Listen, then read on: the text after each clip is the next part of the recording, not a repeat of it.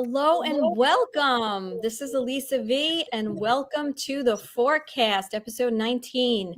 We have a special treat for you today. Unfortunately, Mel is not going to be here today. He is traveling out of the country. However, we do have Joe Rosati and Scott Stone from TruthStream with us today, and they're going to be sitting in for Mel and joining Mike Barra and Laura Eisenhower and myself for some great discussions. Welcome, guys. Thanks for having us, and thanks to Mel for inviting us to host for you. We're looking forward to it because we've interviewed Laura before, but this is the first time we're meeting Mike and Elisa, so it's great to be here. Anything you want to add to that? Have you? No, just thrilled to be here. Great to see you again, Laura. It's been too long. Great to see you both. Oh, yes. Yeah, great to meet you, Mike. And yeah, you too. We're all set, Lisa. It's fantastic. Yeah. So I'm just to before we start, I'm looking in the comments, and we've got a hello from Romania and from the UK. So we are truly international now with our forecast. Yay. Indeed. Good. Well, awesome. I know we have a bunch of clips that are ready to go for many different topics, but is there anything anyone wants to start with before we jump into any of the clips? Oh, gee, I don't know. Is there anything going on right now? anything happening with the military and riots and anybody? Not much. LA and oh my God. Summer of Love Part 2. Oh, geez. Yeah. I mean, I don't know. I think maybe start with that. Yeah, well, Mike, go ahead. What is there anything you want to? I mean, obviously, there's plenty of events going on in LA and probably coming soon to 13 other cities near you. Yeah, I was just asking Joe to we should reach out to our LA peeps and see what the actual reality is, because so often it differs from what's being reported. Well, pallets if of you bread. watch. Right. If you watch the coverage, there's a little cluster of 50 people. And then like 6 or 8 blocks away, there's a little cluster of 50 people. And the cops aren't doing anything. I mean, they could run in and scoop these people up and be done with it in 10 minutes, 15 minutes if they wanted to. And they're not doing anything about it. And so it is performance art. And, again, they found, I saw some pictures, I believe they're concurrent of, the stacked up bricks just sitting on the street. Somebody just dumps these stacks of bricks for people to use for the riots. It's all fake. It's all staged. It's and the thing about it that I think is really interesting, especially Laura energetically, is that they're going to try to portray this as some sort of public popular backlash against the evil Trump administration, and I don't think that that's flying. It feels like nobody's taking that seriously, and there's no sympathy for illegal aliens that are getting deported. So deleted. Yeah, that was a good Freudian slip. I like that. Guys. I mean that. So everybody knows. So I don't think this is getting any traction to try to change public opinion on any of this stuff. Laura, what do you think about it? If you don't mind, energetically, what do you think about it? Yeah, I think that the whole engineered events and this whatever psyops behind it isn't taking hold like it used to. And I agree with what you said about okay, so basically this protest is about the illegal immigrants. Yeah, supposedly they're protests against ICE for the immigration. What does ICE stand for? I forget. Immigration. Yeah, I don't know. But it's a protest against ICE for conducting raids and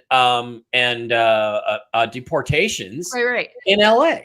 Right. Well, I mean, this is a week of a lot of volatile energy. Mars, which is the planet of war and conflict when it's in its shadow expression, is squaring Uranus, which is all about shock. So destabilization and upheaval. It's definitely like an energy of what we're seeing there, of some sort of like protest, violence. And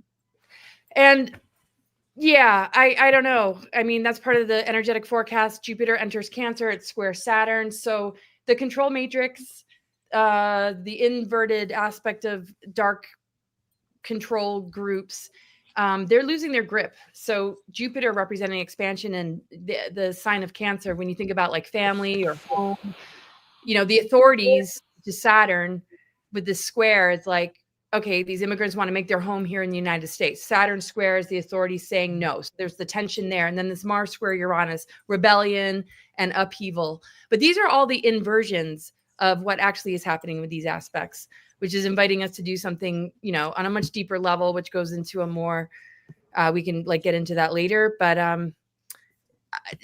I have something kind of prepared that I'm not quite ready to express on this. But let's see. You're certainly welcome to share it, of course. Yeah. Yeah. Well, I mean, a lot of this is to keep us hooked in, right? I mean, not that lives aren't being impacted, but there's nothing that is going on that you don't see in other countries. I mean, we need this kind of protection, and the fact that it's gotten as bad as it has is pretty insane. To enter a country legally, it's like, okay, so backlash. Biden's administration let so many criminals and so many people out to just be let loose on the public. So this chaos, it's like it creates so much distortion, so much panic and unrest in the people that are close to it and that are experiencing it. That but yeah, I mean, it's all designed. This is all designed, and I wouldn't be surprised if the people doing this aren't the people that Biden let in the last 5 years or so. So, I mean, I think that they imported these people specifically. My partner on Real News Live with Mike and Jen Falah, she calls them the minions, of the left, and that they're all paid and they're recruited and they're just here to disrupt. Yeah, and it's just a complete weaponization, and it's very much like sleeper agents and that are being activated, exactly. and this army of chaos and disruptors, chaos agents, to just make life difficult and weaponizing the human against this new emergence of a better structure for humanity that is showing up in this administration that wasn't last administration, of course. Yeah. Mm-hmm. Well, then we've got Greta Thunberg, or Thunberg, however you want to pronounce it, being held captive by Israel. I think that's kind of hilarious, the way that's played out. Yeah. This kind of punctuates the madness in LA. They don't really have a cause. It's other than, mayhem. Mm-hmm. Big Gotham City, Again, I think it's, to me, and Elisa, we haven't asked you yet what's going on, but again, I think this is designed to disrupt the financial transition that we're all hoping for, because they're going, we can't have we can't have this with all this chaos in the streets. How are people going to get to the bank and do their exchange? If you're thinking about the RV, and it's designed to just hold everything back. But this whole so there's the political aspects, the financial aspects, the political aspects of this. This isn't going to affect that at all. In fact, I think it's reinforcing the support for getting these people out of the country. But to me, it's like a rocket launch. There's a countdown, and unless something happens to disrupt the launch, it's going to go. We're at T-minus 30 seconds and counting, and they're like, okay, well, now we gotta block one of the liquid oxygen flow valves or something, or to stop this. Otherwise, this damn fucking rocket's going to go off and everything's going to change, and then we're dead. So that's what I feel like's going on. Elisa, I don't know. You're a New Yorker. What do you think about what's going on in LA? And would you New Yorkers just mow these people down? Yeah, I think that, well, first of all, I agree with what everybody's saying. But again, when I view these things, I always see them kind of on a 5D chess basis. So what I'm sort of seeing is, is this another example of what we're saying, that it's being orchestrated by, to cause chaos? Yes. But is it also, again, one more scene in a movie that is trying to wake people up? I mean, Trump says he's going to send in the National Guard, right? And maybe he already did it. But then you have Newsom, right? Whoever that is, saying that, he's just escalating. So once again, we're putting these lunatics in the spotlight for people to realize, just how ridiculous they are. And so I'm of the opinion personally that the real Newsom is, somewhere else, and that this is being orchestrated to kind of let them know that this is the position and the opinions that these far left lunatics always take in going against Trump and any kind of law and order and any kind of common sense. So I'm not sure, honestly, if this is the way it was maybe 4 or 5 years ago, where these chaotic events are being caused by, the bad guys, so to speak, and they are putting the bricks there and because they really want something to happen, or, if this is just a part of the show that again is trying to wake people up. I mean, either way, I think it's operating on several levels, and I just don't see it. Like Mike said, I agree with you. I don't see it having any lasting effect or really standing in the way, but it's just another one of those sort of excuses of like why we're not getting there right now. Yeah. From a theater standpoint, it seems like everyone is ripe for a kind of a retelling of the Summer of Love. It would seem that a lot of the things that we all noticed is, in the truther community or whatever, I think that's becoming abundantly obvious to folks that have not fallen into that category. And on one of the flights back from Costa Rica, I sat next to a Frenchman who appeared to lean left, but he said France is done. He said Paris is ruined. It's not worth going back to. And, this was his home country. And he blamed, the unbridled immigration and so on. He said, it's just over.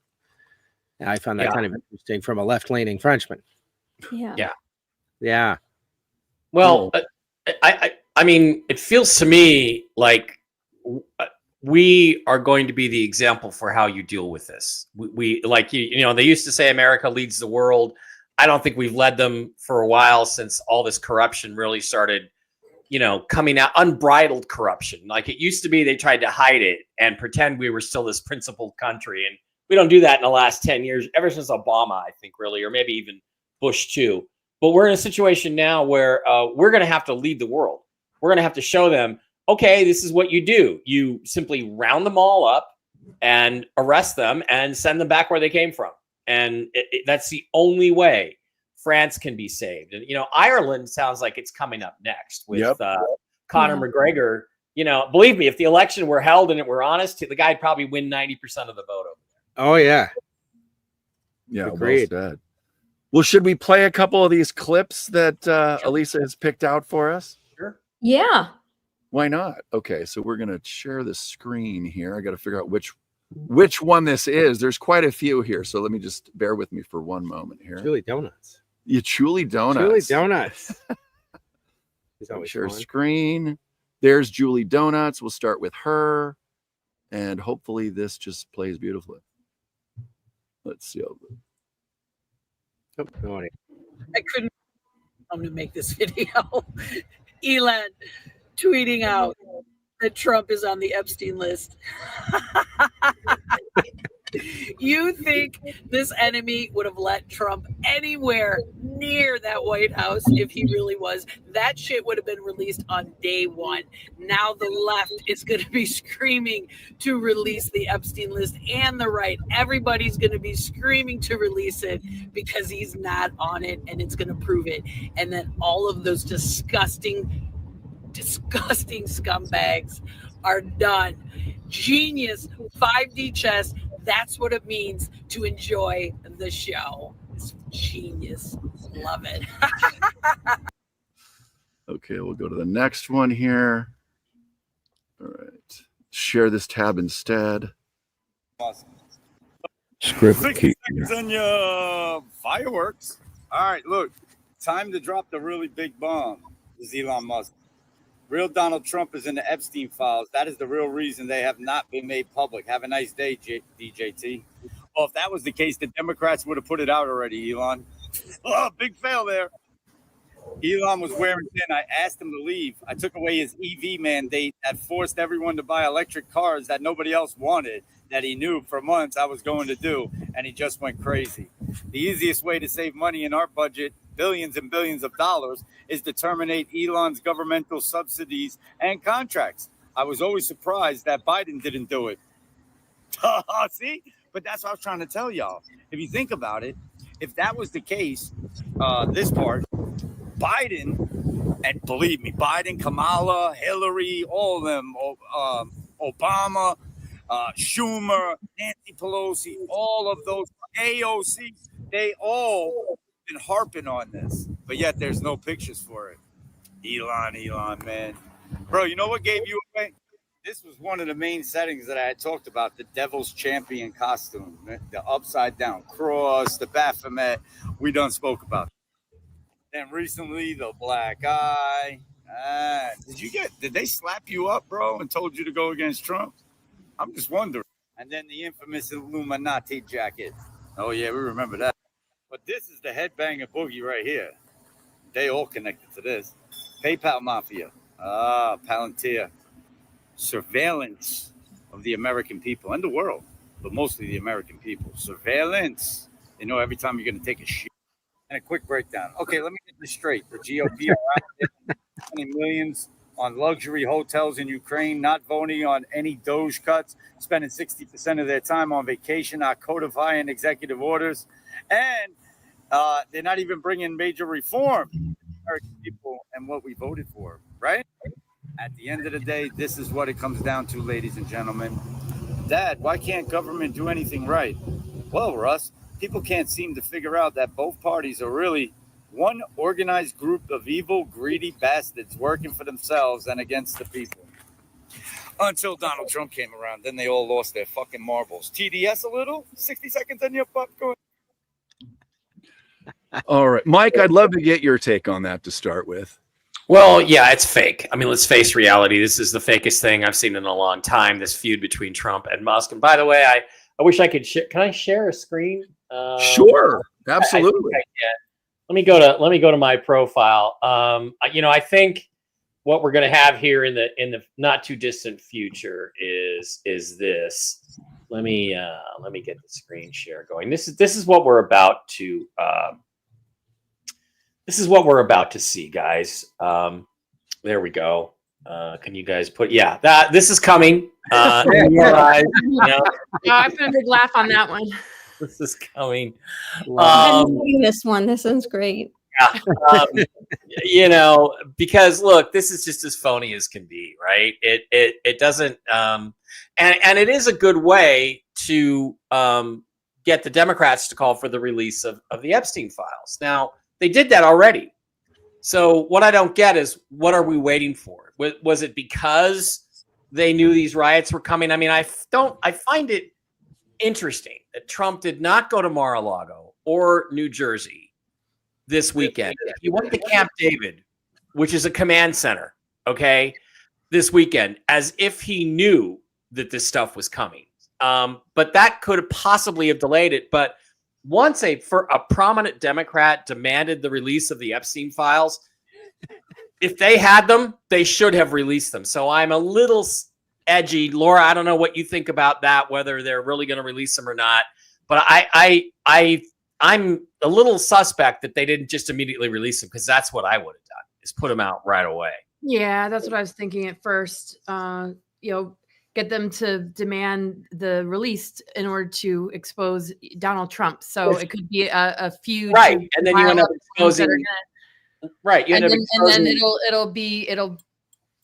have the uniparty. Yeah, you expose the uniparty. But if that's the case, why didn't they? Why? I mean, I would, as soon as the first prominent Democrat called for the release, boom, they'd be out there. If that, if I was, well, see, they're still, whether Trump's on it or not, they're not going to want it out there for all the other reasons of who is on there. And the thing is, some say that Trump was on the Epstein flights, but it was with Marla Maples and the kids. It had nothing to do with going to the island. It had nothing to do with what we know. Epstein, in fact, from what I've seen of the records, it's one flight, and it was not on the Lolita Express where all the rape took place. Right. It was on another smaller private jet that Epstein owned and that his brother used, and it was on a weekend where Trump's plane needed maintenance and couldn't fly. So he was offered a ride home with Epstein's brother, and he and his wife and his kids got on the plane and went there once. So that's obviously not the same thing. Right. But did you see how many people that have been against Trump? All of a sudden, it's like, I told you so. Yeah. So everybody's going to have to deal with the fact that the Trump that you thought was all about, your freedoms and holding. Well, I mean, here's the thing, don't forget, in what was it, 2012, Donald Trump tweeted out the famous tweet, got to do something about the pedophiles or whatever he said, swift trial, immediate execution, no mercy.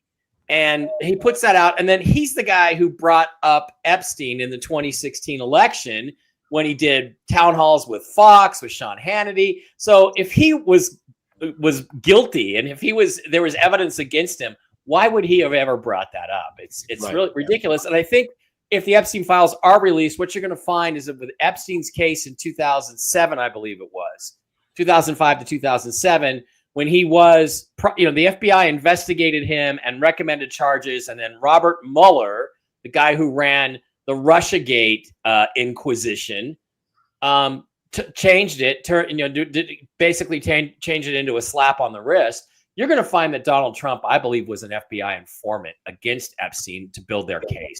That's what I think you're going to find. 100%. Because get on with it.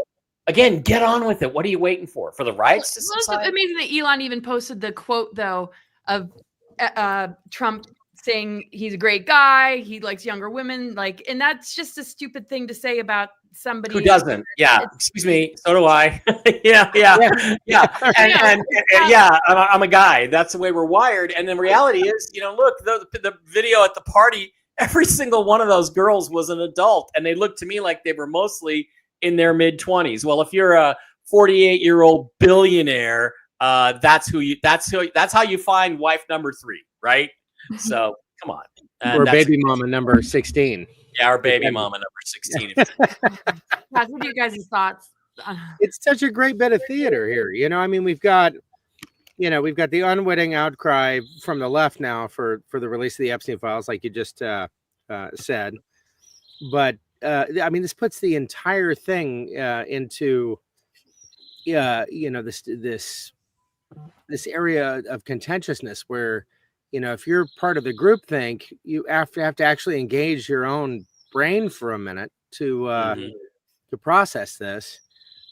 I think it's, and this is a call for Trump to defend himself in the Epstein situation. So it sort of liberates the conversation from being, an indictment on the elite and whatnot to, he's defending himself. He puts pressure on intelligence and the DOJ. And we have a more meaningful conversation about it. It's like Jason Q always talks about, we got to do everything twice. And it would seem sometimes 3 times. But in this case, I think everything's being brought around again, but it's both sides have a vested interest in getting to the bottom of it for very different reasons. Why not just give them what they want? Why not just if that's the setup, then let's give them what they want. I don't know, guys. Elisa, maybe do you think maybe they're waiting until the riots are run their course and then they'll put it out as the next thing in the news cycle? I don't know. I'm not really sure because it sounds like they are still, again, I hate to sound like a broken record, but it sounds like they're still trying to wake people up to all of this. And we're getting tired of it because we know what's going on. But I guess there are still people who just don't understand who the bad guys are in this whole thing, right? A lot of people are still against Trump. I mean, I live in New York. I hear it every day. I mean, you can't imagine what people believe and what they see and the news and the narrative that they still carry on about. So perhaps, there's, like we were saying, it's theater and we're waiting for things are supposed to go according to a certain agenda that we're following. It's like a big buildup. I feel like we're always in a buildup lately. Right. Well, should we? I know we got about an hour and we're almost halfway there. Should we switch to some of the financial aspects that you brought up, Elisa? Sure. Let's play some of them. Or why not? You picked some great clips here, so I'm just going to pick this one here. Hopefully, this goes smoothly. All right, present. And let me make sure I know what this one is titled here. Always self-custody your crypto. This is huge. I watching this today, it was like, wow, that was a zinger. Well, especially since we were traveling and we were joining every available Wi-Fi kind of indiscriminately. Yes. You know, kind of knowing the risk, but not knowing it was as easy as this. Here we go. It's about 2 minutes, guys. Number one way your crypto gets stolen, your life gets hacked, and your fucking XRP is gone forever. Ready? And then I'm going to tell you how to fix it. Let's just say you walk into Starbucks. Your device rings out. It says, join free Starbucks Wi-Fi. You're none the wiser. There's a kid sitting with a laptop, right? Sits there all morning doing this. They've created a Wi-Fi hotspot named Starbucks free Wi-Fi. You didn't know. You're none the wiser. You hooked into theirs instead of Starbucks, right? This is called the man-in-the-middle attack. It's the most common and the most effective. Everything you do then moving forward, everything, including two-factor authorizations, including texts, emails, photos, videos, they now have cloned your phone. They have everything that's in your phone, but nothing happens right then and there. Nothing happens till about 4 o'clock in the morning. When you wake up the next day, you wake up, check your Kraken account, check your Uphold account, check your Robinhood account, and they're fucking drained because the authorization app that you have on your phone was cloned both ways. So he can do an authorization on the app with the same MAC IP address because he cloned your phone, and all of your fucking shit is gone. That is the number one way your crypto gets stolen. That is the number way to lose your XRP and your life to get hacked. How do you fix it? Very simple. Turn your fucking Wi-Fi off as soon as you leave your house. And speaking of your house, change your default fucking password on your router. That shit all comes from China. This is the downfall. I love you. Wow. So important to consider. I mean, it really, really is. Exactly. This one is, I know we're not. Yeah, I want to mention also, go like, you know, if you guys aren't familiar with the Flipper device, it's one of many devices that are defeat just about any security we've ever had. I was a big fan of a show called Person of Interest, where it was kind of silly that there was all of this, you know, surveillance that they could access every camera everywhere, and it didn't make a lot of sense. And I remember thinking, well, all those cameras would have to be connected to the internet for that to work, and now they all are. Like, you know, you look at all the home security systems; they're all part of a Wi-Fi network. And I mean, there are plenty of examples of this online. You take this Flipper device, you scan the network, you access the network, and now you're in. You can control all the Wi-Fi connected devices, which is just about freaking everything. But it's not just that. They can scan the RFID signal or the infrared signal for your garage door. You know, a lot of you know, door locks now work that way. Right. It's super, super easy if you have a Wi-Fi connected device to defeat it. So something to be mindful of. Yeah, that's for sure. Yeah. Well, that video is exactly why I have all my crypto on a Ledger Nano S wallet. Link in the description. I'm just kidding. It's not in this description. But yeah, I have everything on a hardware wallet, which is unplugged and sitting in somewhere in my house that you'll never find. So, yeah, and you know, it is a good thing to keep in mind, and to not keep crypto on your phone. And I can't tell you how many folks I know that have fallen for the oh, well, you know, if you just give me $100 or $300, I'll put your crypto in a secure place. You can't do anything about that. If people don't understand, it's called a wallet. Okay, are you gonna let somebody go through your wallet without your, you know? No, you're not gonna open up your wallet to a stranger. Or and then the fake clone Telegram accounts like, Mike, did you come in and ask me, you know, did you come in and ask me for my crypto passwords? I'm like, no, I don't do that. So you can't do anything about people that aren't smart about this. So and I think there's a good time to let everyone know that I don't think anyone that we know that's a host reaches out and lets people know to, contact us about crypto. That's all a false. Didn't you download a digital condom for your digital wallet? Did I download? Yes, I guess I did. Yeah, the funny thing about the ledger, and a lot of people feel really comfortable with the ledger, and I don't know where you bought your ledger, but if you buy it from a third party, there is often a backdoor built right into some of these hardware wallets. So be aware of that as well. No, I did not buy it from a third party, nor I figured you did buy it from a third party. We wouldn't think Mike would. Well, but Amazon shoppers are likely to purchase one that may have made a few stops on its way to the end consumer. So something to think about. Yeah. Indeed. I'll roll this other clip here. Every idiot knows get 10,000 XRP or, well, we'll play this and wait until your portfolio sits 2.5 million and then do this. So this is the point that he's trying to make here. So I'm going to share this screen.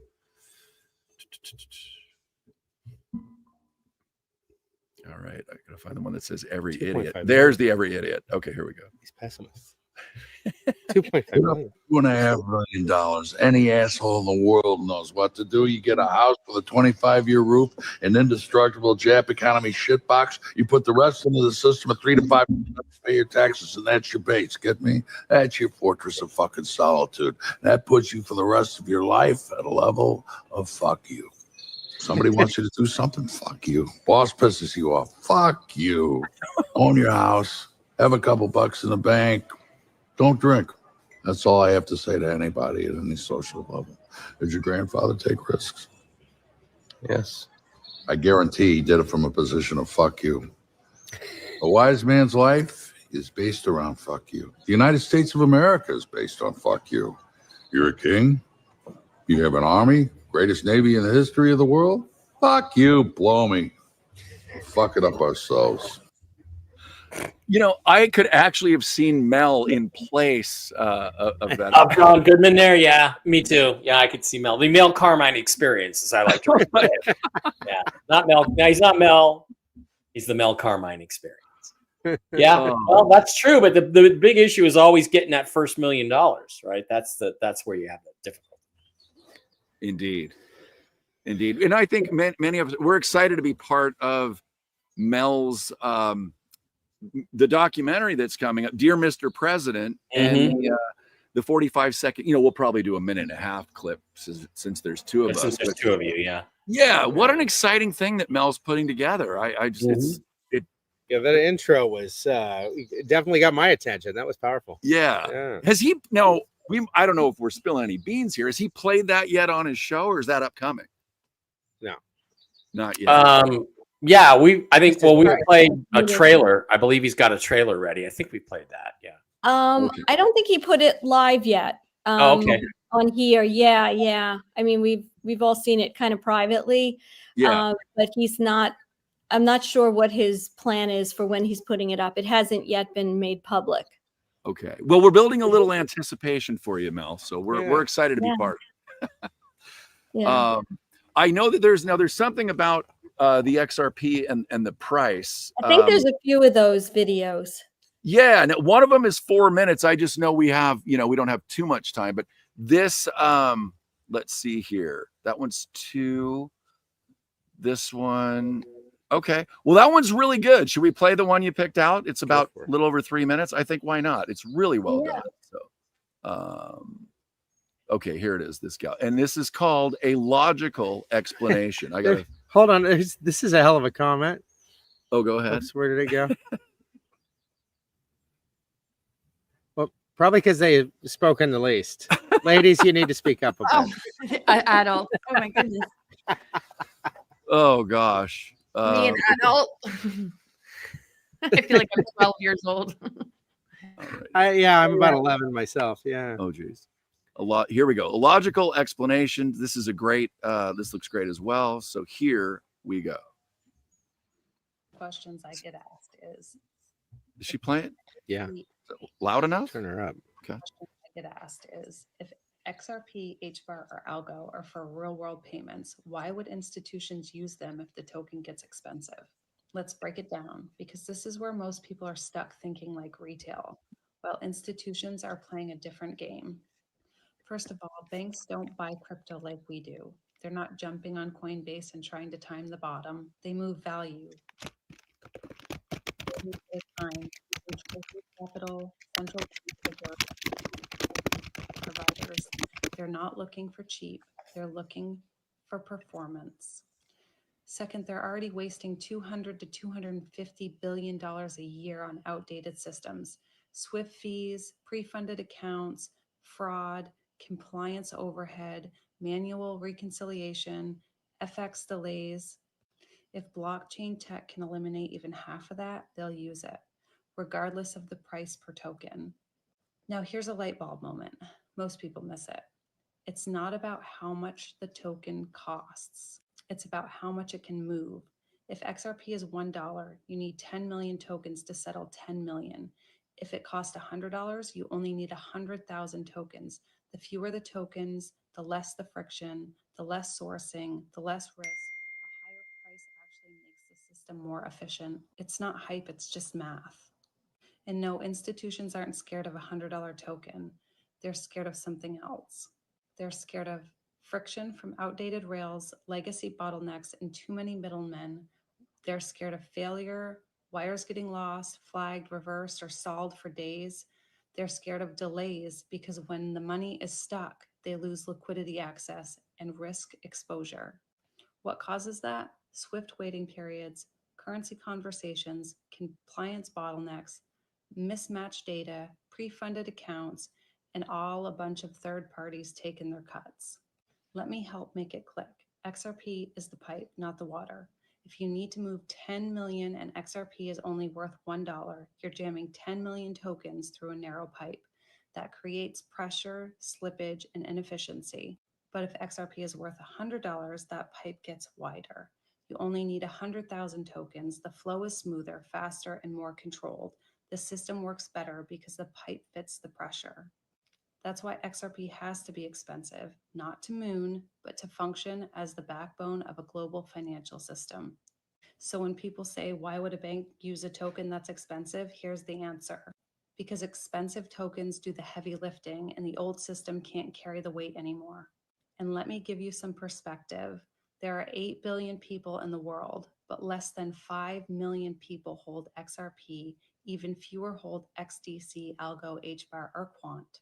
Institutions aren't scared of retail. We don't have enough power to stop anything. They know that once regulation hits, retail access will shrink, liquidity will be locked behind compliance, and they flip the switch, and they're ready, not us. And let me put this into perspective. Even if some of us hit big, 88% of lottery winners go broke within 5 years. Why? Because they weren't building wealth. They were buying Lambos, not legacies. The system doesn't fear us. It knows money will circle right back to them unless you understand the game and how it's really played. So if you're early, protect your position, build slow, think big, because generational wealth isn't about hype. It's about timing, position, and discipline.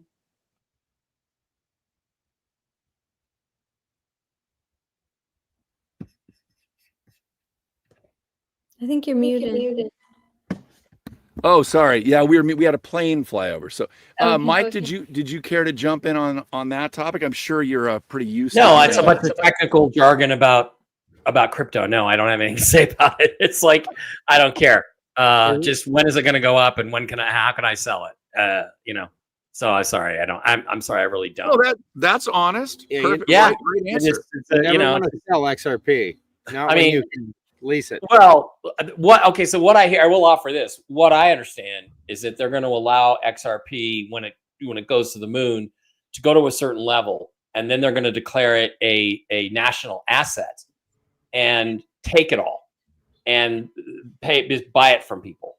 And I'm not that because it's going to be critical to the new QFS infrastructure. And I've heard two different numbers.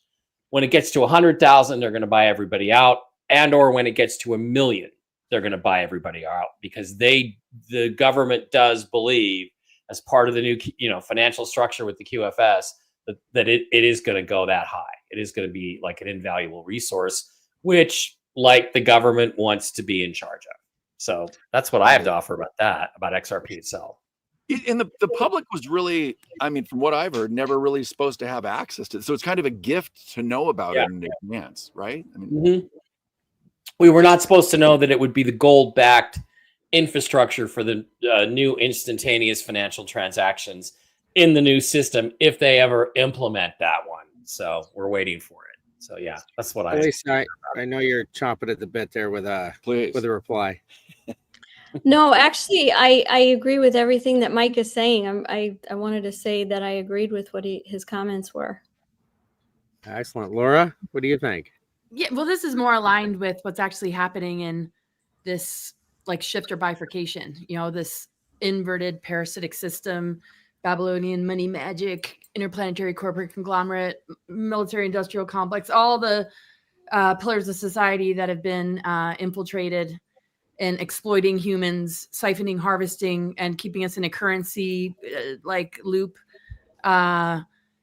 We're moving into the gold and silver within ourselves, of the masculine and feminine, the golden gateway and the silver that relates to a lot that's happening astrologically with Ophiuchus and Orion being exactly opposite each other, with them coming back online, which activates aspects of our DNA. So we're moving through these frequency fences and gateways that are manifesting on a grounded level of a total shift in currency.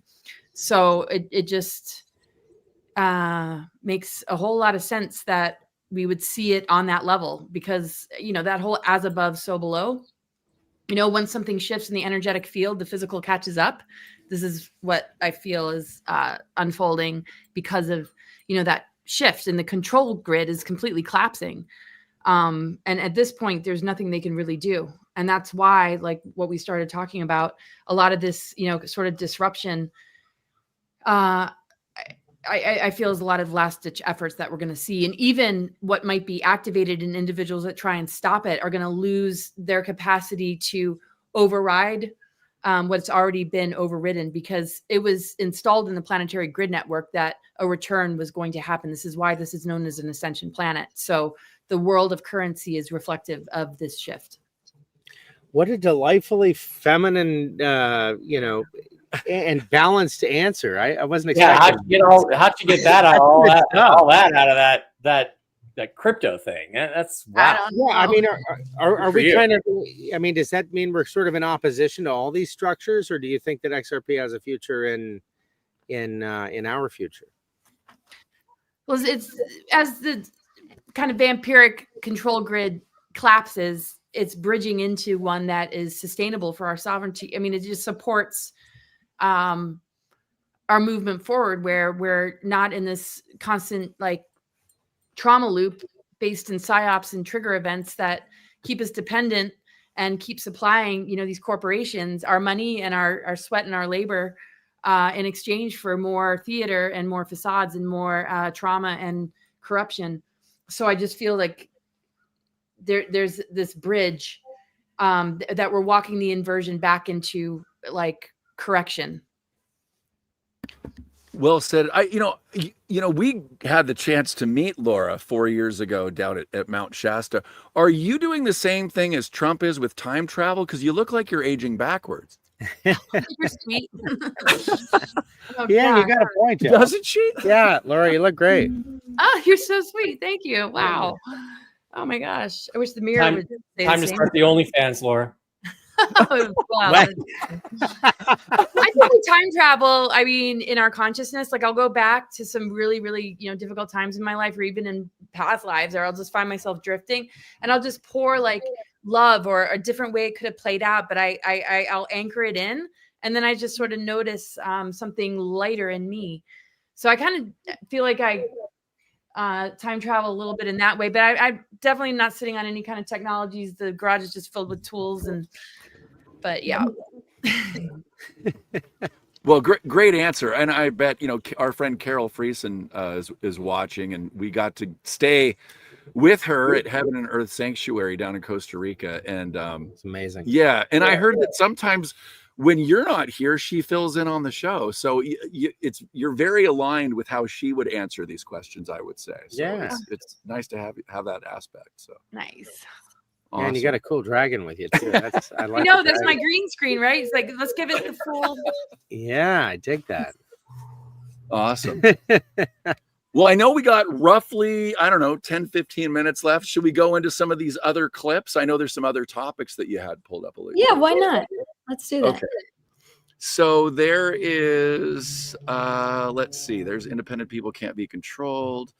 Chilling words about what it takes to become famous. Yeah, I mean, we could switch into some of these. One of these. Why not? Yeah, why not? So, okay, so let me, now that I know what I'm looking for with all these X posts up here, let me grab that one.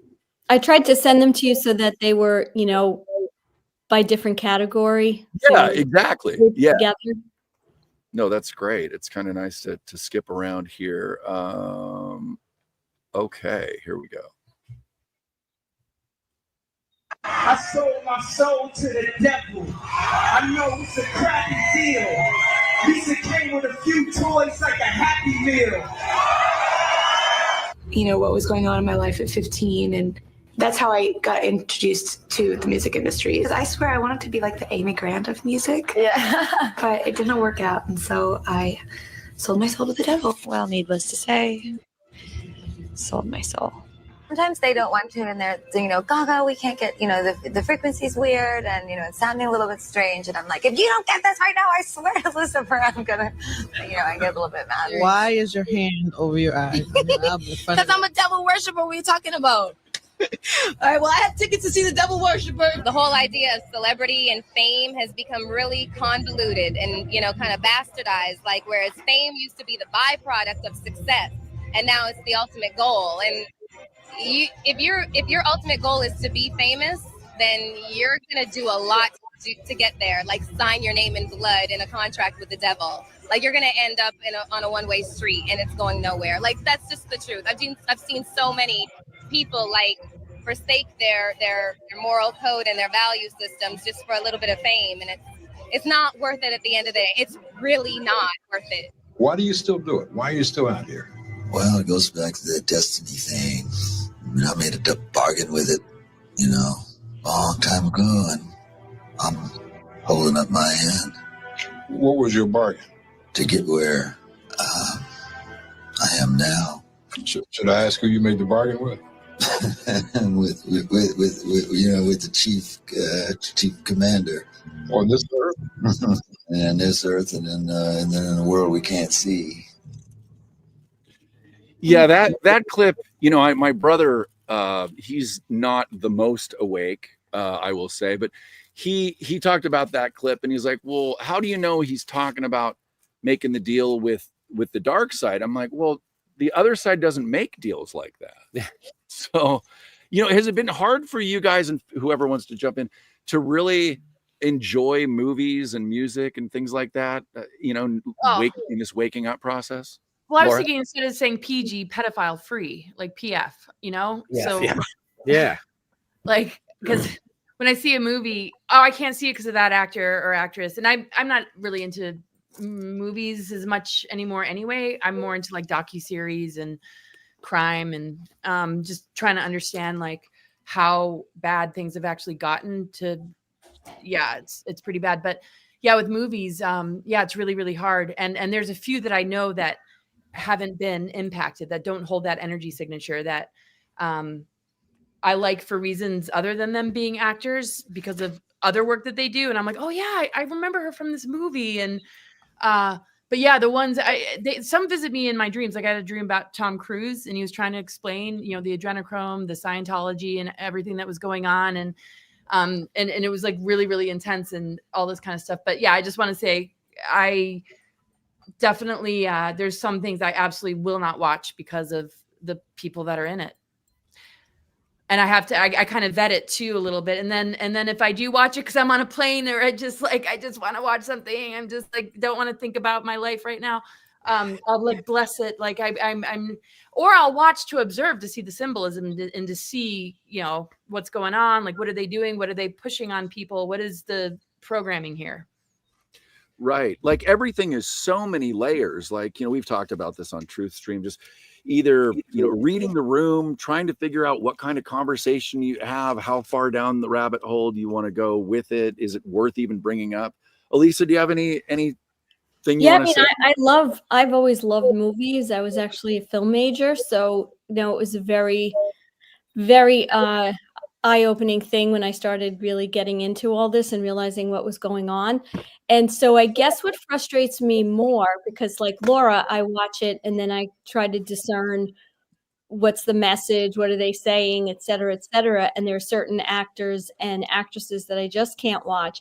I guess I get more frustrated by people who are not awake and who have so many great, like are still fans of a lot of people and, follow the narrative that's put out about them and, trying to relate to them as, just like you and I.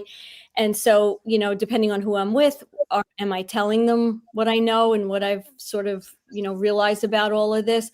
Or do I just, sit there and nod because they're not going to get it? So that's the frustrating part for me. Right. Yeah. And like, I used to really be a great fan of Ben Stiller, and damn, I can't even watch his films anymore. De Niro, same thing. I mean, there's so many. Is a big one. Oh, I know. I mean, Elisa, are you Italian? Yes. Oh, yeah. All right. Yeah, I kind of had a feeling. Joe and I are both Italian. Yeah. And De Niro, I had the impression down the whole bit. He just disgusts me so much. Pacino kept his mouth shut. I was impressed with that. Who did? Al Pacino. Oh, but Johnny Depp, a lot of people were like Team Johnny. There's so much that has been exposed lately. Bob Marley's daughter, just other people. He's dark. Not saying that Amber's like, but what about you, Mike? I don't watch anything anymore because I know exactly what it's going to be. The white male character from the book is going to be a black woman who's bald or has a fade. And she's going to be the hero, and the white males aren't going to have anything to do with it, and it's predictable and ridiculous. I mean, there's a series called Foundation, which Apple TV has. It's a classic Isaac Asimov science fiction novel series, 3 books. Covers the history of this galactic empire over thousands of years, and they changed a lot of things. It's very imaginative, but they turned a bunch of white male characters into black women. There have been at least 7 major characters that are black women for no fucking reason whatsoever, many of whom were not even in the books. And they're all these shaved headed.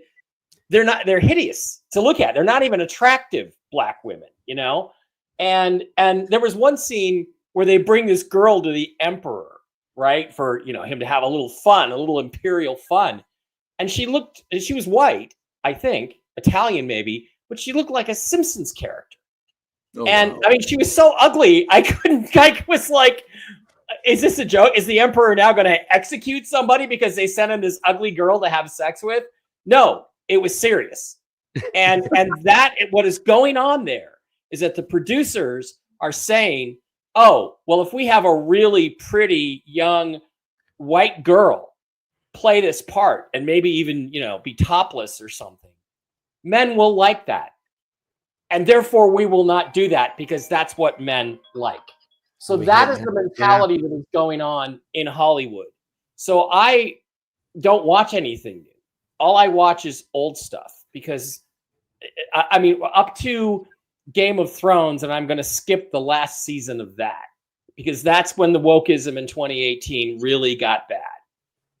Go watch Spartacus from Stars, okay, which was a 4-year series that they did about 50 episodes. And you watch that show and the honesty of it, the how the men and the women relate to each other. It's based on ancient Rome, but everything there is like real. This is the way men and women really act. And we still act that way in real life. So this is all about, like Laura says, social programming to try to suppress masculinity and the accomplishments of white people and replace them with really unattractive people, and even trying to convince men that they should be attracted to unattractive women.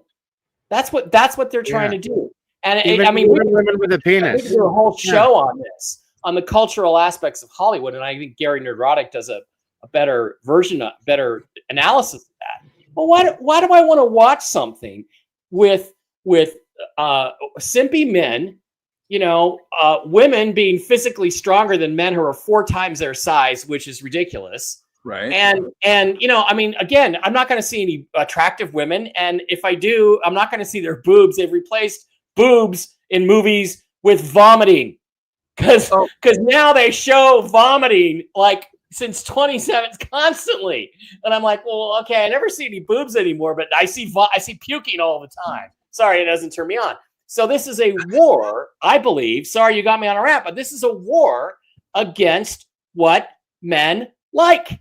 And that's what made Hollywood. That's what Hollywood used to be. Is the primary audience for everything is men. So I don't. How many Black women do you think have read Isaac Asimov's novels and are watching Foundation on Apple TV? Not very many. So it's gotten ridiculous. And the reality is, I just stopped watching stuff because it's so predictable.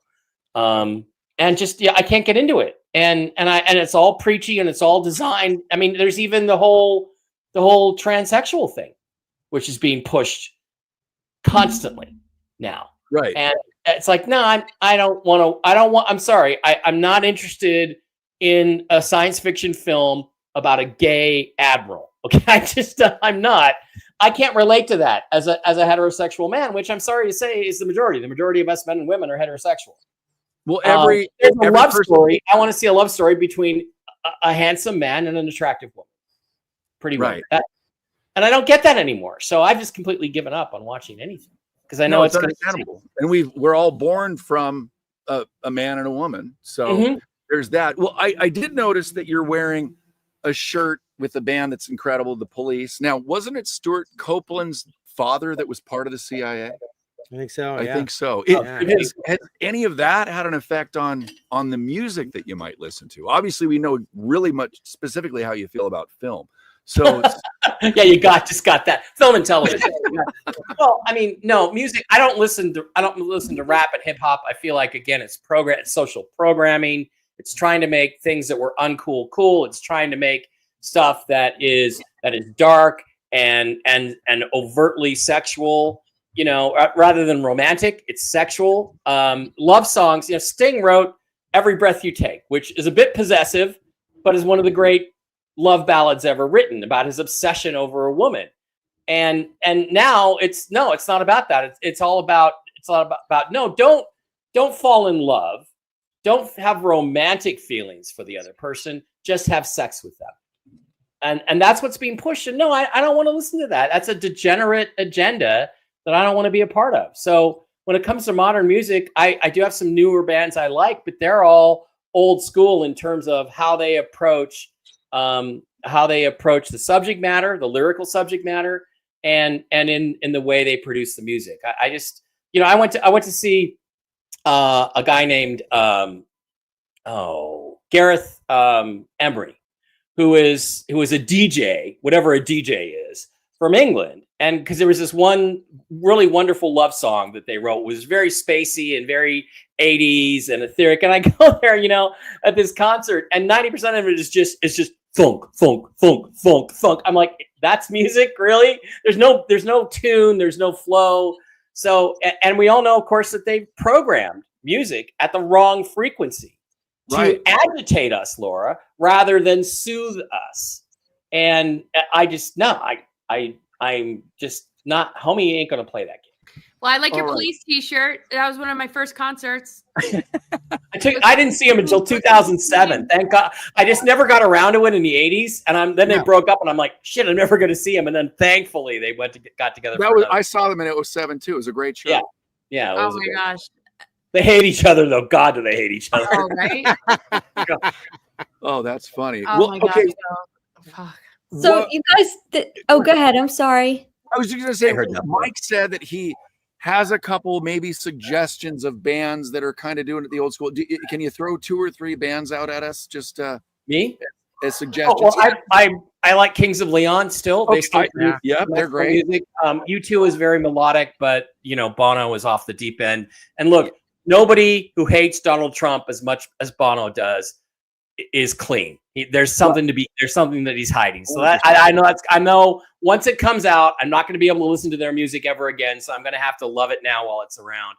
But there's a guy who's also very libtardish, Coil Girelli, who had 2 bands, one called Your Vegas and one called The Chevin, who produced some amazing sort of killers kind of music in the from the 2007 to 2018 time frame, and you know, he's really great. And no, other than that, yeah, it's nostalgia for me. I listen to the older bands. So those are 2 that I really like and would recommend. Definitely. Sure. I can never get sick of Led Zeppelin.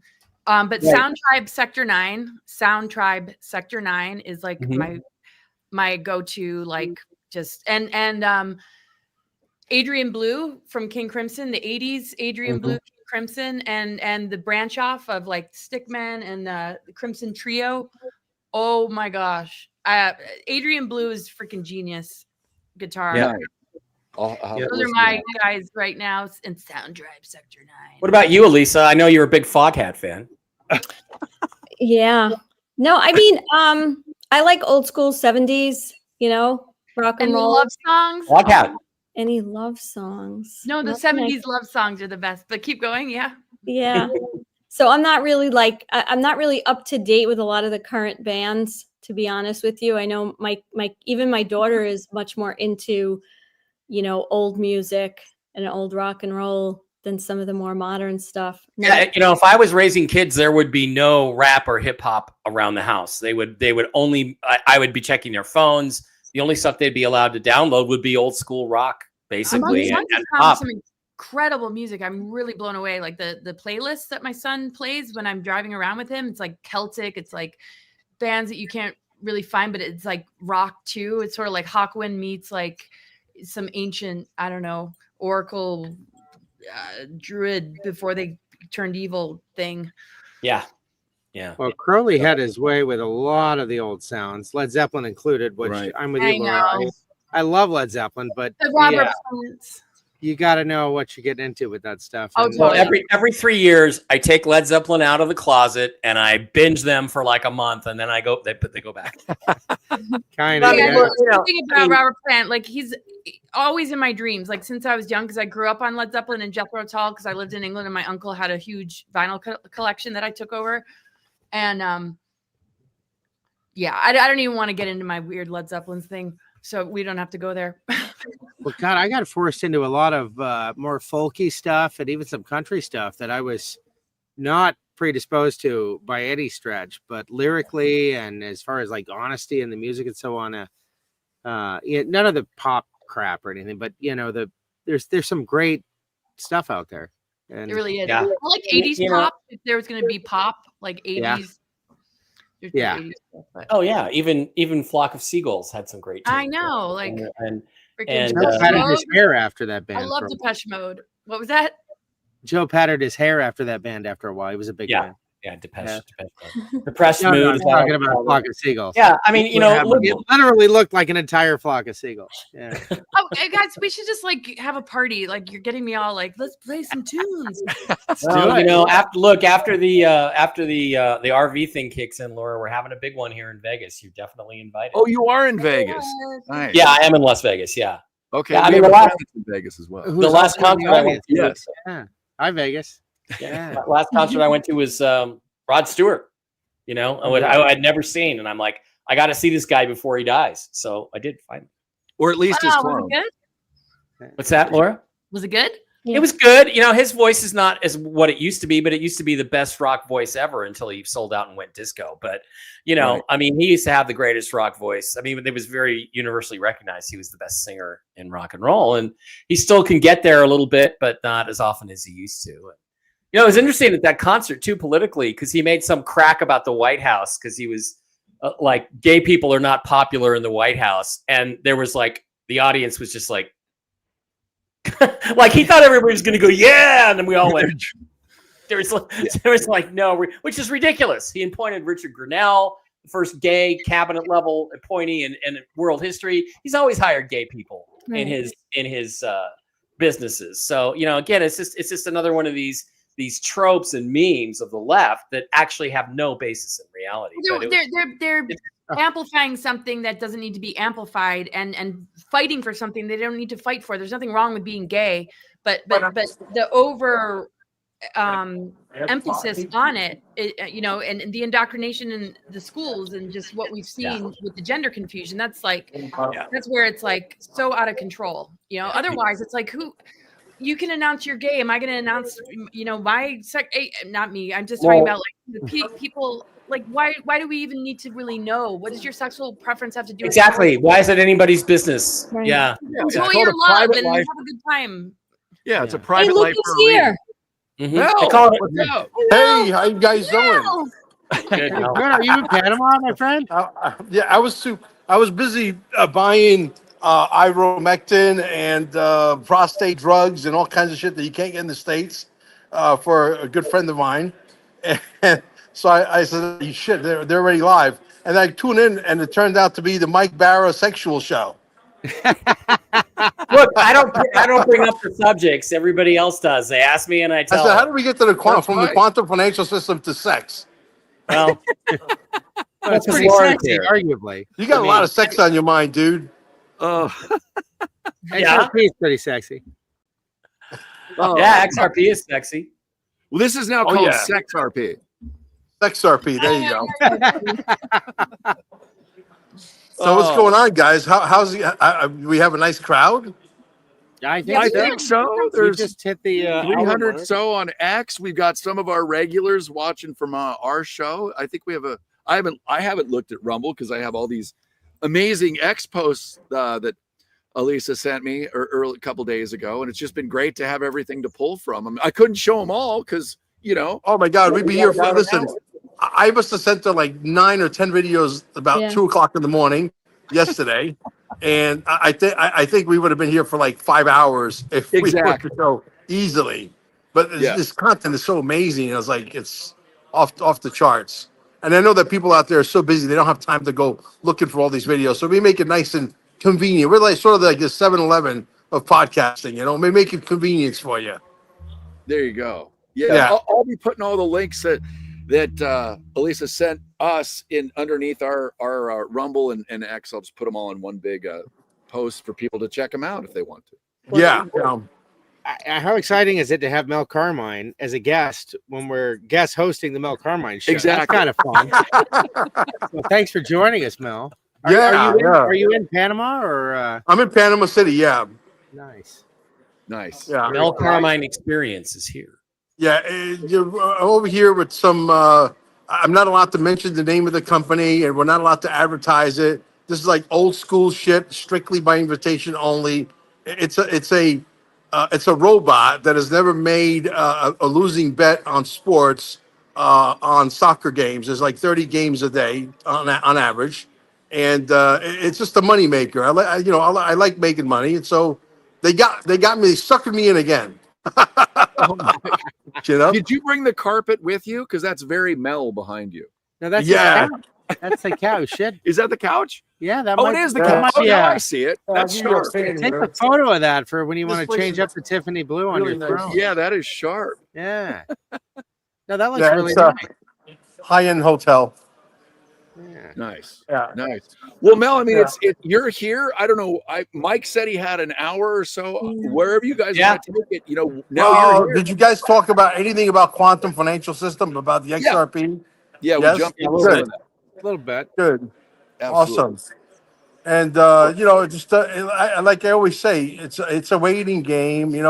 It's going to happen when you least expect it. Just stay focused on other shit and just keep accumulating until they say, "Hey, come on in." Yep. Silver's up. Look at that. Thanks, Carol. Yeah, guys, I gotta go. Mel, why don't you take over? Yeah, it's up to you guys. I mean, I just got here. You want to do another hour? We can go for another hour. We'll show some more the other slides. We'll do a part two. My God, I actually have to go too. I'm so sorry. Yeah, no worries, man. We can stay on for a little bit. We have a call at 3, but yeah, let's stay on for another 15 minutes and shoot the shit. Sure. It's been a while, guys. Yeah, I mean, thank you, ladies. You're welcome to hang out or whatever you want to do. I wish. Yeah, I gotta go Laura, pick you somebody up gotta- at the airport. We'll see you next time. Thank you so much, guys. Laura, you got to Bye, join Mel. us soon for an interview. Yeah, it's so good to see you both. Oh my Yeah, gosh. missed you. Great to Yeah, see me you again. too. Yeah, totally.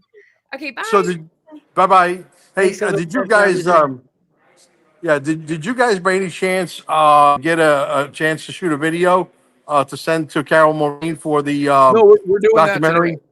We're doing Okay, that today. good. Yeah. Yep. Awesome. Yeah, we got some really good footage of a lot of great podcasters coming in now because people are starting to understand that this becomes front and center. This is the most important aspect of the war, as far as I'm concerned. Simply because if the microphones are frozen, right, you could yell and scream until you're blue in the face and your eyes could pop out of your skull. You think someone else is in charge of the microphone, and they choose who gets to see content, who doesn't get to see content. Right? Does that make sense? Oh, yeah. Yeah, from our perspective, it absolutely makes sense. We've been So horribly let's shut up. fix. I'm glad you're bringing Yeah. us right. Yeah, Yeah, so we got to fix that first. Then we could tackle everything else. right. Yeah, we heard Right? Louis Worms has made an amazing contribution to the documentary, and we haven't seen it yet, of course. Yeah, We're very yeah, he excited really to see that. did. Yeah. Yeah. Well, Yeah. he's been hit hard, and And the fact that he's been censored probably more than all of us combined, and now that he's also made an announcement in the documentary that he's running for governor of California, that's huge. right. Yeah, It makes me want to move to California. Actually, yeah. Well, That's California happens to be the prettiest state in the union. That's a fact.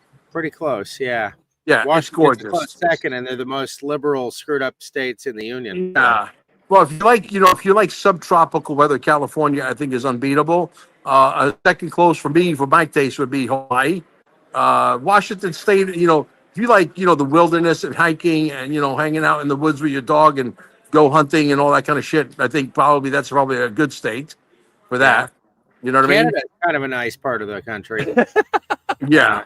A lot of pretty territory in the 51st state. No question. Yeah. No question. So cold. How has the truth stream been doing? Are you guys literally stuck at like 32,000 or 33,000? I think we're at 40. 45, I don't. like that. We'll look. We'll look. I can see it right we now. grew a Okay. bit, but our per show views are down again, and it's sort of funny because sometimes we'll have more likes than we do views, like Right. considerably more, or there's Well, just a lot yeah. of disparity there. Yeah. Here's the problem with Rumble. When you actually apply to become, you want an account, you could either have an account or you could have a channel. You can have one, right? You and I probably have what's called an account, right? I have an account. I don't have a channel. Yeah, we have a and you know- channel. We did. We had to make a channel because I had a different channel. So I got to go back in and make a channel because I have an account and I grew that to 30,000 people, right? Oh, yeah. Gene So- Deco did the same thing. Yeah, so I have to go back. So I sent them an email saying, is there like a button that you guys can create? Like, you guys got some programmers sitting around there probably doing nothing. So why don't you create a program where I could just import all my, followers into my new account? No, we don't have that. I said, well, have them develop it, nitwit. I love how direct you and now that we've met Mike are. Like, it's just right to the point. Yeah, Mike's cool, man. We got a good thing going on with the show. It's catching on. I think we're probably a couple of months away from doing, having 2,000-3,000 people watching this live, and we'll see where it goes from there. But people are actually enjoying the show. They're enjoying the content. They're enjoying the fact that we're bringing the most important pieces of the news that said they could watch it all in an hour and catch up because, people got little league practice and they got to bring the little girl to ballet and they got a part-time job and, the dishwasher broke. I got to go pick up the car at the mechanic shop. All the bullshit that, with life, right? So it just makes it very convenient. Right. No, I agree. Yeah, it's hard. When you have all the things in the matrix that keep you busy and you have families and jobs and, the necessary parts of life that somehow I don't know. It's interesting because we've been able to make time for this, but I think it's because we find it so interesting and it's very time consuming. So that's why it becomes a full-time thing to do this. And so you might not absolutely. Some of your friends Absolutely. that don't understand it quite as much. I was just talking to another friend 3 days ago about the chemtrails, and he wasn't really quite getting it. You know, and I explained that there is a video out there with a woman talking to a pilot and saying, look, here's the numbers, when you fly over, there is more pollutants in our air and water. And then he kind of started to grasp it a little bit. But most people, they don't really even know where to look for news. Yeah. So it's nice to give them a one-stop shop like this. No question. So where is your audience on the flat earth thing? Because, you know, there are questions there. No question about it. Well, they might be with us. It might be flat, round, neither. We might be in a toroidal field, which has a flat earth in the middle. So I just did it's neither and both. There you go. Yeah, we just released interview last week that Honey C. Golden did about 2 years ago on our channel, because it was so well done. It was a great roundtable on that subject matter. But I mean, personally, I think the world is a lot larger than it is. And I think we're in some kind of toroidal field. And something else that came up, I think, in that roundtable was that if you look at the voter turnout, I think we've been lied to about the population of not only the US, but also the world as well. I'm not buying that there's 8 billion people. I think there's a lot less. I don't know. I know that China is no longer the most populated country in the world. I think India surpassed that by quite a lot. I think they're lying about their figures. Look, the bottom line is, at the end of the day, you know, we're living in the most interesting times of our lives. You know, this is like a shit. Yeah. What do you think of this Elon Musk thing? I mean, what's your take on it? I think it's theater to wake people up. That's Great all. theater. Yeah. Do you think maybe it's got something to do with, they got the Democrats yelling and screaming to open up the books, and then when they open up the books, they're gonna say, "Oops, he's not in there," but all these guys are, and now you can't take Pandora and put it back in the box. Is that brilliant? It's brilliant. I think it's brilliant. It's He's working. in the files, but he was not at the island. He didn't participate in any of the Epstein-y stuff. Right. But, but this will all be made clear by popular demand from the Democrats at this point. Yeah, I think it's great. Can you imagine? Yeah, but you got to ask the question. But you got to ask the question at this point: are the Democrats truly this fucking stupid? Yes, they are. Yes, they are. Well, not always. Not always. Not all stupid. Democrats. There's some friends that are just happen to be Democrats. Can you imagine how it must feel to be a Democrat in Seattle and you walk past a Tesla at this point? Because you don't know whether to key it, blow it up, buy it, drive it. I mean, the conflict is just unreal. Right. Yeah. It's crazy. Yeah. Listen, I walked into a restaurant right before I came here. I had an incident with my little puppy. I don't know if you're watching on our show last week, where my dog suffered a massive stroke, and we put him in the system at the EE Center, and we put him on the plasma med bed twice a day, and he was in there for 60 hours in 3 days, and literally he bounced back like 100%. As of right now, it's like the incident never happened. I walked into a place where they serve that shawarma and souvlaki sandwiches and all that, Greek food. And I start talking to the guy. The guy starts talking to me positive about Donald Trump. So we get a conversation going. He's got a couple of tables sitting there. Would you know that some of the people that weren't even involved in the conversation, as they're walking out of the store, they're going like this. They're like, "Okay, buddy, have fun with that finger." Yeah. Oh yeah. It's amazing how people get easily triggered. Right. Mel, I had a question. We brought this up, so you may have seen this, you may not. I know that there's a trailer that we've seen. Is there at some point the audience is going to get to see that on the trailer is coming out next week. Bank on it. Okay. I got delivery of it. I got to do a couple of tweaks, and then it's gonna be delivered to the audience all over the world. We're trying to get movie theaters that are owned by patriots, run by patriots, to not charge for the movie. But the thing is, for you to go watch the movie, at least buy a popcorn, a hot dog, maybe both, maybe a soda, whatever, so that you're consuming something. But I'd like to see if we can get the movie shown in Los Angeles, New York, and Miami, say maybe, for a weekend, a long weekend, right? And then just send a blast email to all their Patreons to come on down. There's a free movie about, stopping free, the censoring on free speech, and really start to create a massive buzz. And then, even though they're stopping us, we got a lot of people that are going to put their fingers to work and move that out. Because look, if you didn't know me and you were to see the documentary, at least the first cut that I have, you would think that Mel Carmine's been in the documentary business for a long time. I mean, it's on a scale from 1 to 10, it's a 12. Seriously, no bullshit. It came out that good, but we've been at it for months and months, and we've been tweaking and retweaking because I like to achieve as close to perfection as possible, and I think we have achieved that to some level. And I think the audience is going to resonate with the level of words that are chosen, the tone, the delivery, the story, all of it. And then towards after the 45-minute mark or so, then you can start to see little pieces of the podcast. They're saying, "Hey, we're fed up with this bullshit. Let's stop it already."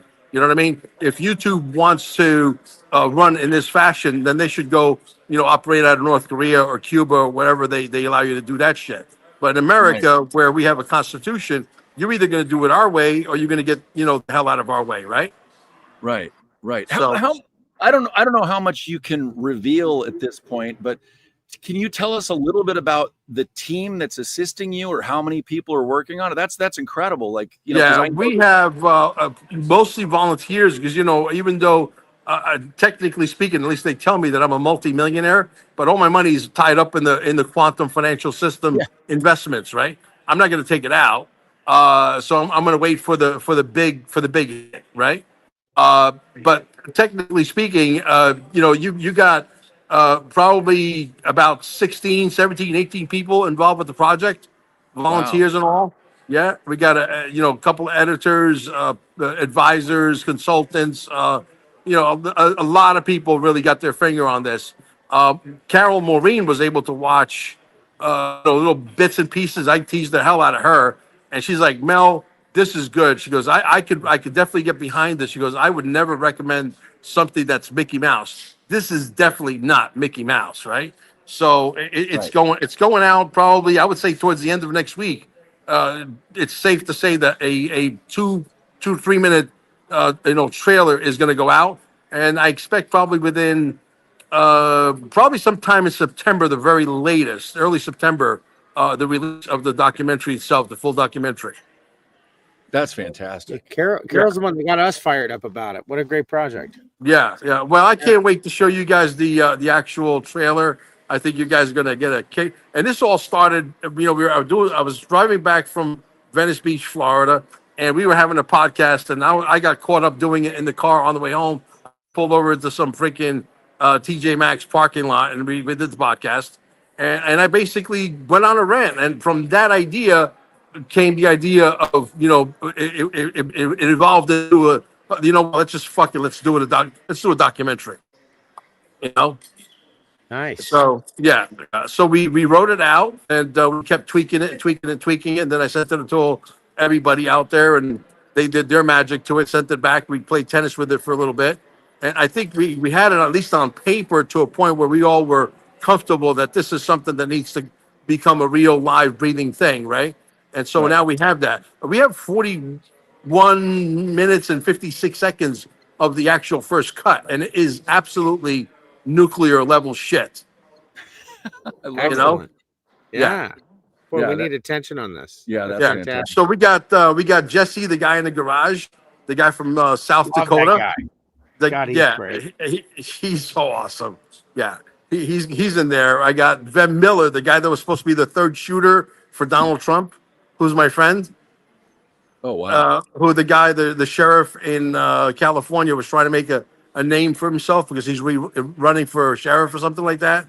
And let me tell you, my friend Vem Miller is not a shooter. Okay, he was not. He loves Donald Trump.